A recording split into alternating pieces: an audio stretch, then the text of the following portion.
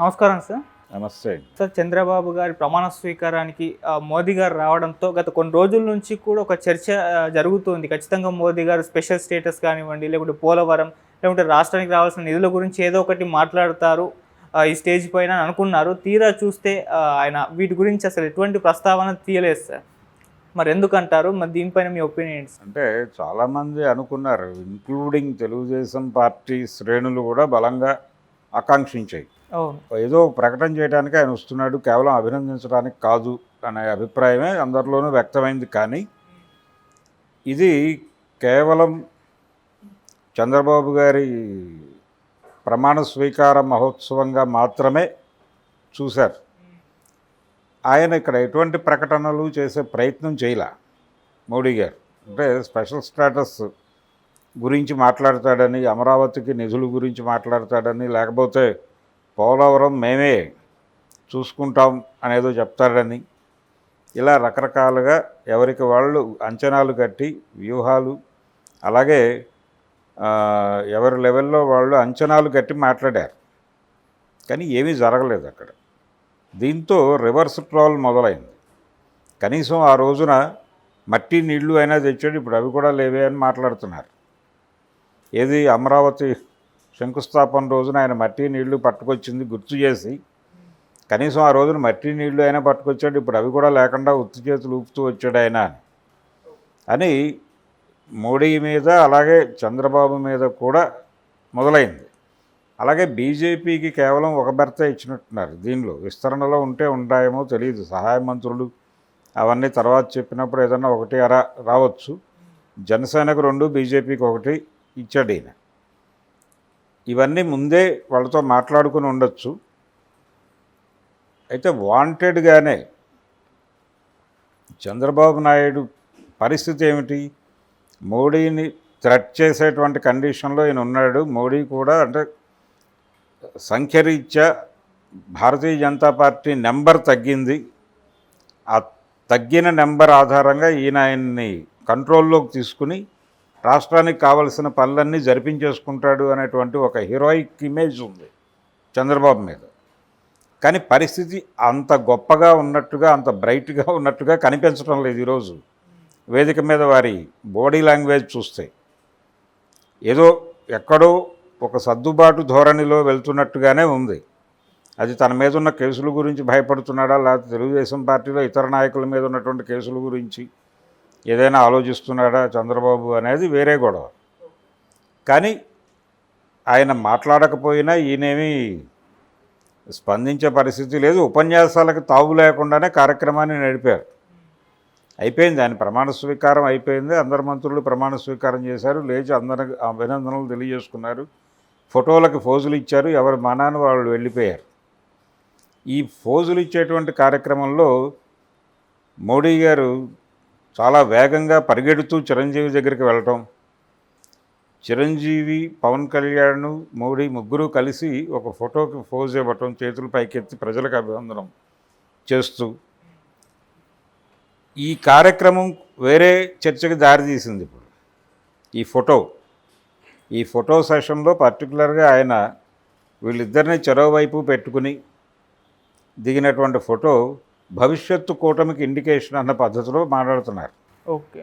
అంటే ఆయన చంద్రబాబు ప్రమాణ స్వీకారానికి వచ్చి ఫ్యూచర్లో తాము ఎవరితో కలిసి ట్రావెల్ అవ్వాలనుకుంటున్నారో దాన్ని బలంగా ఎంబోజ్ చేశాడు జనాలకి.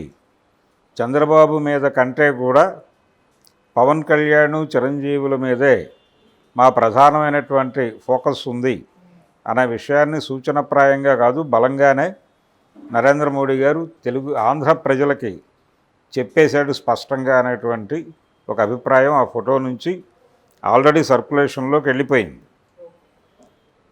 ఈ కండిషన్లో దీన్ని అడ్డుకోవటానికి కౌంటర్గా తెలుగుదేశం వాళ్ళు కూడా నెమ్మదిగా నోరు విప్పి ఏదో అనుకున్నాం, ఏదో జరుగుతుంది అనుకున్నాం, ఏమీ జరగలేదే అని మాట్లాడుతున్నారు. నిజానికి పోర్ట్ఫోలియోలు కూడా ప్రకటించాల ఈరోజు ఎవరికి. మంత్రులుగా ప్రమాణ స్వీకారాలు చేశారు తప్ప ఎవరికి ఏ పోర్ట్ఫోలియో అనేది ప్రకటించాల. లిస్టు మాత్రమే బయటకు వచ్చింది. ఆ లిస్టు ప్రకారం వెళ్ళి ప్రతి ఒక్కరు ఆ స్క్రిప్ట్ చదివి వచ్చే సంతకం పెట్టి కూర్చున్నారు. అంటే ఇంకా మల్లగుల్లాలు నడుస్తున్నాయి, ఎవరెవరికి ఏ శాఖలు కేటాయించాలి అనేది దానికి సంబంధించి క్లారిటీ రాలేదు. వచ్చిన తర్వాత ప్రకటించే ఉద్దేశం ఏదో ఉంది చంద్రబాబు గారికి. ఈ విషయాన్ని పక్కన పెట్టేస్తే కూటమి తెలుగుదేశం, జనసేన, బీజేపీ కూటమిలో బీజేపీ ఈ రోజుకి చంద్రబాబు కంటే కూడా పవన్ కళ్యాణ్నే ఎక్కువ ప్రాధాన్యతలోకి తీసుకుంటోంది అనేటువంటి ఇండికేషన్ అయితే బలంగా ఇచ్చాడు ఆయన.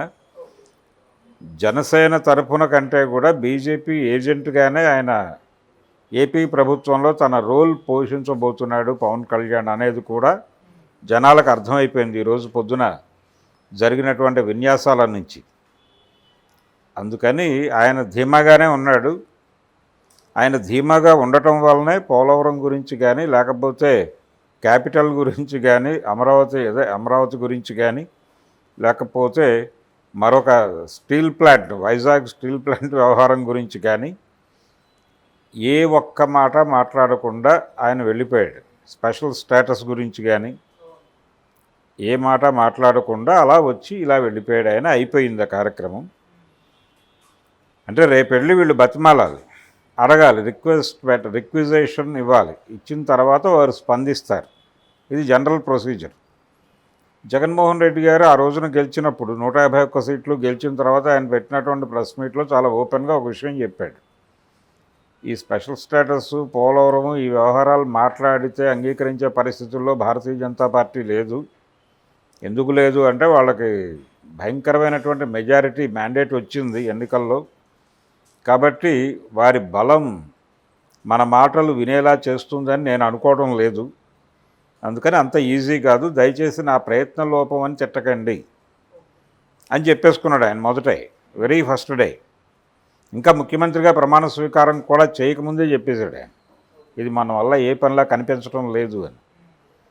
కానీ ఇక్కడ ఏదో మేము మోడీని ఎరగదీసేస్తాం, అతను పూర్తిగా లొంగిపోయి వస్తున్నాడు ఇక్కడికి అనే ఇంప్రెషన్ ఇచ్చారు వీళ్ళు క్యాడర్కి. ఆ ఇంప్రెషన్లో ఉన్నవాళ్ళు చాలా అంచనాలు వేసుకున్నారు. ఆ అంచనాలు వేసుకున్న వాళ్ళు భంగపడ్డారు తప్ప ఇలాగే జరుగుతుంది అనుకున్న వాళ్ళు ఉన్నారు. ఇంతకంటే గొప్పగా జరుగుతుందని ఎవరు ఊహించలేదు. ఆయన జస్ట్ కూటమి ధర్మం ప్రకారం, స్నేహధర్మం ప్రకారం వచ్చి హాయి చెప్పి పలకరించి అందరినీ ఓసారి తడిమి వెళ్ళిపోయాడు ఆయన. ఇప్పుడు చంద్రబాబు గారు ముఖ్యమంత్రి, ఆయన ప్రధానమంత్రి, వారిది కేంద్ర ప్రభుత్వం, వారు ఇచ్చేవారు, వీరు పుచ్చుకునేవారు, వీరు రిక్వెస్ట్ చేస్తే వారు అనుగ్రహించి కటాక్షించేటువంటి పరిస్థితుల్లో వారు ఉన్నారు. ఆ ప్రోటోకాల్కి ఎటువంటి భంగము లేదు. ఆ ప్రోటోకాల్ ప్రకారం ఈయన చేయవలసిన పని ఈయన చేస్తే, ఆయన చేయవలసిన పని ఆయన చేస్తారు. చెయ్యకపోతే ఏంటి అనేది అప్పుడు మాట్లాడుకుందాం. మళ్ళీ రాజకీయాల్లో వేరే పార్టీలో ఉన్నటువంటి వాళ్ళు మిత్రులు ఉన్నప్పుడు వాళ్ళ వివాహాలకు వీళ్ళు వెళ్ళటం ఇవన్నీ జరుగుతాయి కదా సహజంగా. వాళ్ళకి ఏదైనా ఇబ్బంది ఉంటే వీళ్ళు వెళ్ళి ఆదుకోవటం ఇవి జరుగుతుంది. అంటే పార్టీలు, రాజకీయాలు వీటన్నిటికంటే కూడా స్నేహధర్మానికి ప్రాధాన్యత ఇచ్చి వెళ్ళాడు అతను. దాన్ని కొంచెం జెంటిల్గానే చూడాల్సిన అవసరం ఉంది. ఇప్పుడు కక్ష సాధింపు చర్యలో భాగంగా ఈ అన్ఫాలో చేయటం అనేది ఇతను చేస్తే దీనికి అభిమానులు దీన్ని ఒక ఇండికేషన్గా తీసుకుని ట్రోల్ మొదలు పెడతారు అతని మీద. ఇది ఏ మేరకు ఉపయోగకరం జనసేనకు కానీ, లేకపోతే మెగా కుటుంబానికి కానీ? వీళ్ళు కలిసి లేరు అనే విషయాన్ని ఎస్టాబ్లిష్ చేయడానికి బయట రకరకాల ప్రయత్నాలు జరుగుతున్నాయి. ఆ ప్రయత్నాలకు ఏదో మేరకు ఊతం ఇచ్చిన వాళ్ళు అవుతారు. కలుపుకుని వెళ్లాల్సిన సందర్భంలో విడగొట్టుకుని వెళ్ళే ప్రయత్నం చేయటం అనేది ఎప్పుడూ ఇబ్బందే. ఈ రోజున ఇబ్బందిగా కనిపించకపోవచ్చు, విజయం సాధించున్నారు కాబట్టి, దాని తాలూకా మైకం కమ్మేసి ఉంటుంది కాబట్టి ఇలాంటి చర్యలు జరుగుతాయి. దీన్ని ఏ మేరకు అల్లు అర్జున్ ఫ్యాన్స్ పాజిటివ్గా తీసుకుంటారు అనేది చూడాలి. వాళ్ళు వైలెంట్గా రియాక్ట్ అయ్యి వాళ్ళు ట్రాల్స్ మొదలు పెడితే యుద్ధంగా మారుతుంది. ఇది ఎవరికీ మంచిది కాదు. అంటే మెగా ఫ్యామిలీకి ఇబ్బందికరమయ్యేది, అల్లు కాంపౌండ్కి కూడా ఇబ్బంది. అందుకని ఈ సమస్యని శాంతియుతంగా పరిష్కరించడం కోసమే ఆయన చూస్తున్నాడు. రకరకాల విషయాలు చర్చకు వస్తున్నాయి. ఇప్పుడు ఇతను ఒక ప్రాబ్లం, అల్లు అర్జున్ ఒక ప్రాబ్లం అయితే జూనియర్ ఎన్టీఆర్ది కూడా ఇలాంటి సమస్యే. Thank you so much. Thank you.